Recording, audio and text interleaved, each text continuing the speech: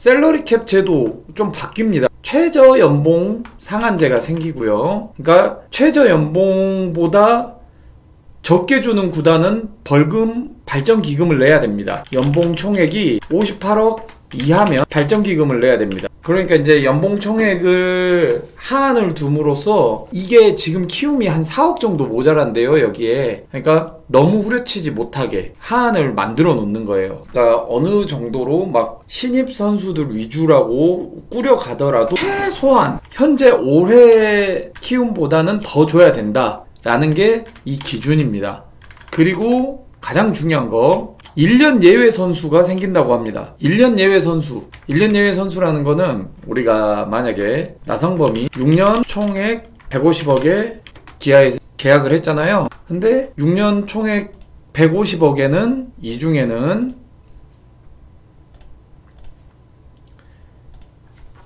계약금이 있고요. 연봉이 있고요. 옵션이 있습니다. 근데 계약금은 일시금이고요. 연봉과 옵션은 달성에 따라서 받는 거죠. 연봉은 매년 받는 급여고요. 그러면 여기서 이렇게 생각하시면 안 됩니다. 150억 총액에 계약금이 70억이라고 칩시다. 그러면 80억이 연봉 플러스 옵션이겠죠. 그리고 이 중에서 세금이 나갑니다. 프로가 세금으로 나간대요. 그러면 150, 40억, 60억 정도가 세금이 나가죠. 그러면 여기에요. 40% 정도 세금이니까.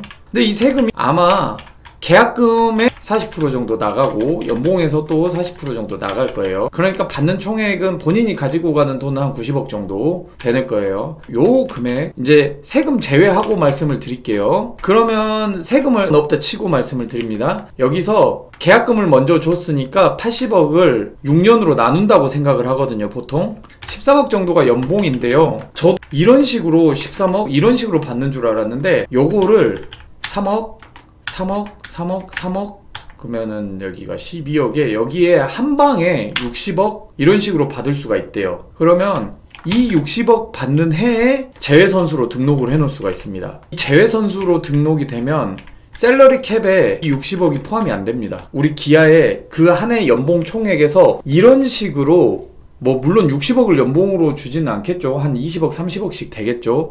그러면 이거를 FA에 쓸 수 있는 돈이 더 많아집니다. 근데 이 제외 선수는 1년 예외 선수는 매년 바꿀 수 있어요. 그러니까 매년 연봉 총액의 금액을 다르게 해놓고 만약에 우리가 FA를 한 3명을 계약을 했는데 100억, 120억, 80억 이런 식으로 계약을 했다고 하면 이 선수 중에 한 명씩을 돌아가면서 예외 선수로 등록을 할 수가 있어요. 그러면은 첫 번째 해는 A선수가 한 15억 받는다고 칩시다. 그러면 첫 번째 해에는 이 15억 받는 선수를 예외 선수로 등록을 해놓고 두 번째 해에는 B선수를 등록을 해놓고 이렇게 해서 샐러리 캡을 줄여갈 수가 있습니다. 네 돈 주고 FA 영입하냐? 샐러리 캡은 어디다 갖다 팔아먹었냐? 라고 했던 그 제가 강백호를 100억 주고라도 데리고 오면 좋겠다고 했을 때 그렇게 달았던 그 친구들이 한 말이 개소리가 됐습니다. 제가 그때 잠깐 이야기를 했을 거예요. 샐러리 캡 제도 손봐질 거라고.